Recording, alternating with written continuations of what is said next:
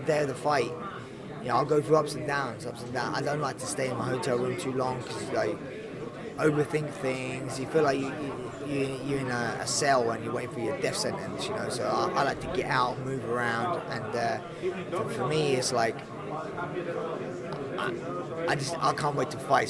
So when I get to the venue's good. When I get to the venue, I get excited again, and then you go backstage, you're in the warm-up room, and yet again I'm there. I can't relax. I'm impatient. I just want to get out and fight, and I'm nervous. I'm really nervous back there.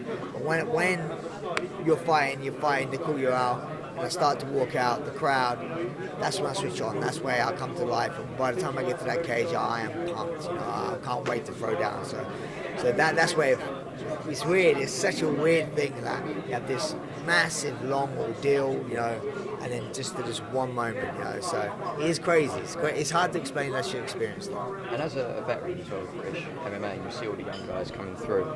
As you've progressed, do you feel like it's an exciting thing for you to be able to talk to these guys, and you've got so much experience? Do you look forward to the time be able to coach, or is that something that you foresee coming into your near future as well? Well, actually, I coach at the moment now anyway.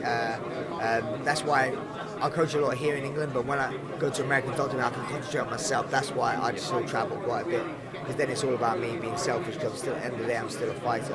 Yeah, but definitely, I've been in the game since it wasn't even a game, So I can pass a lot of insight of what I've experienced over the years. I believe naturally my progression will go into coaching, and because I already coach now, and I have a lot of fighters I train with, like Luis Gonzalez and Nathaniel Wood. Nathaniel's fighting Bama and stuff like that, A lot of good guys, and so I'm helping them out, and I look forward to seeing them grow. For me, it's like, I'm a proud father when I see these guys do well, It's easy for me, though, to fight because it's all in my hands. It's more nerve-wracking when I'm coaching someone and they're in there fighting and I can't do nothing. I'm trying to coach them and say, do this, throw your jab, take him down, whatever. And I'm like, it's a lot harder coaching in that aspect on my heart, So just looking forward to the fight on Saturday. Obviously, like you say, you've got all the training camp, all that done out of the way.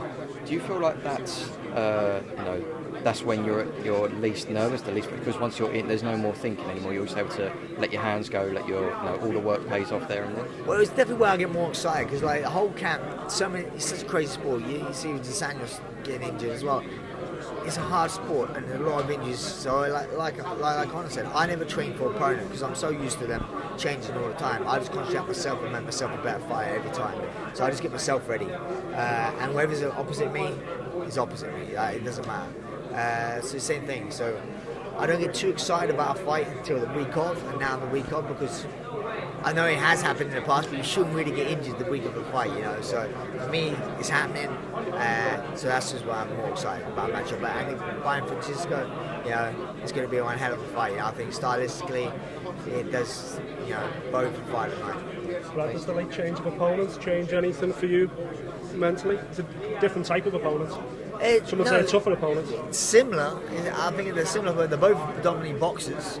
I think I like to throw the hands. I think maybe Rivera is a bit more dangerous, a bit more heavy-handed, but I think he's a lot more of an exciting fight for the fans because he's more well-known. He's been in a bit more high-profile fights, But everyone I fight is dangerous. If you fight anyone in the UFC, they're in the UFC for a reason, You're not got there by luck, So I take every opponent very seriously, and with him Saturday night, I'm taking him seriously. But I believe technically I'm better than him in every area, but he is dangerous, so I have to be obviously sharp and be ready. You're an emotional guy when it comes up to fighting. You just touched on it then, but obviously in the run up to London now, your career, this could well be a swan song performance in London at least.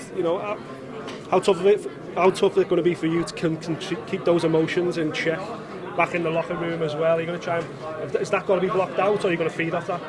I feed off it. I'm always it's really strange to say I'm a very emotional guy, but I don't really fight emotionally. Really, I don't think I do. I don't get angry. I've always said before, I never fight because I hate the person in front of me. I fight because I love what's behind me. So I never had any animosity to the guy. But I don't want to get beat because of my friends, my family, my coaches and stuff like that, you know. So it's a bit old gladiator sort of style where, you know, I don't want to lose, you know. You know, that's why I think I'm always involved in this exciting fight, because I just want to fight, you know, and like, I'm very aggressive in there, but it's not being malicious in any way whatsoever. For me, this is a sport that I love the most, yeah, so it's never that way. So my emotions, 100%, no matter win, lose, whatever, after the fight, I'm very emotional. Yeah. It's such an emotional long ride, and for me, I have a lot riding on this fight. Where one, I want to keep a job. Two, I want to provide for my family and stuff like that. So like, it's very So I just need to control that and then transfer that into my performance. Rumours of a Mark Munoz moment, then a notch through you see your career certainly going on. Well, it's like Mark Munoz finished in the Philippines with a big win. It was perfect ending, gloves down, and the octagon. I understand. But at the end of the day, if I didn't have my son right now, I'd probably say, yeah, you know, it definitely probably is my last fight in London, you know, because I can't see they don't come back here all the time. I am getting to my later years, but it all depends on how my body feels, you know, like how I'm doing in training, how I do it. At the moment, I'm doing really well in training. I'm competing against younger guys in the gym and doing really well and beating them. So like, if I can do that and then I transfer that into the cage and do that in the cage, why stop?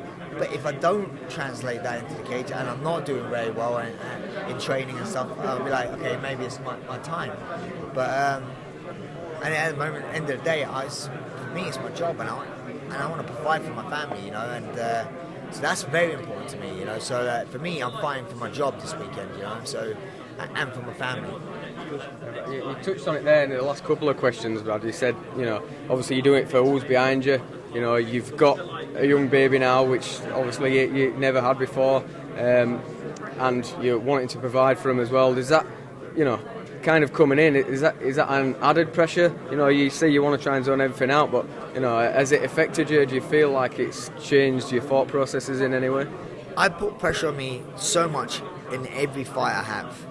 So now I've just put the same pressure on me, but it's just a different ingredient. So I always put a lot of pressure on myself to perform, you know. For me, I used to always, you know, fight for everyone else, like the fans, always. Because, like, in my eyes, if I lost, everyone who came and watched me had a shit night. You know, they didn't enjoy it. And no matter what they say, whether they go, oh, I had a really good night, I'm like, no, you didn't. How much better would it have been if I'd have won? Oh yeah, it would have been better. So I feel good. That's what I'm like. I never fight for myself. I always fight for everyone else, you know. And still now I'm not just fighting for the fans. I'm fighting for my family, you know. And yeah, for me it's very important and to get this win. And yeah, for me it's like I'm going to be fighting him like in the old caveman days. After the last pig, you know, I want to feed my family, so I'm fighting for that pig, you know, and there's no way he's stopping me. You know? That's how I feel. Yeah. And you know, what about maybe the safety aspect of it? Now you've got the boy and everything else like that. You've had a lot of years fighting. You know, it takes a toll on your body. Does that make you change? You said, you know, you're probably coming into a bit of a twilight period now, probably the last time in London. Did it make a difference? You've got your boy, you're thinking about, you know, am I still going to be able to hobble around, or, you know, my brain or anything like that? Does it change at all in that respect? It does, obviously. For me, I changed up in my training where I say I don't go live as much, but I still go live quite a lot. I enjoy that part of the sport. But yeah, for me, it's about sometimes not quantity, it's about the quality of training. So I do work out a little bit. Luckily, I've been quite good with injuries over the years, so my body ain't too bad. You know, obviously I have wear and tear, don't get me wrong, but yeah, I'm just gonna see how things play out. You know, so like how my body feels. I don't look too far ahead. I take each step as it comes. You know, each day as it comes. And with all things considered, would it be something you'd push him into doing, knowing what you know about it?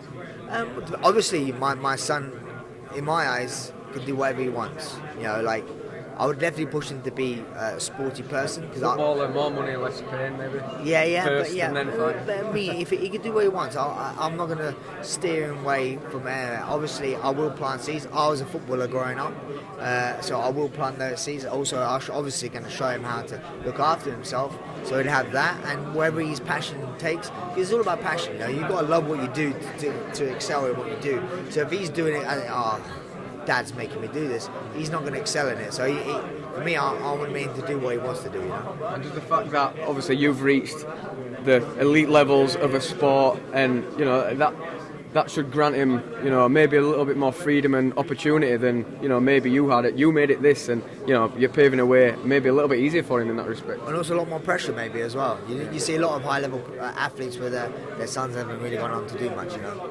So it all depends. You see some that have gone on to do good things as well. Yeah.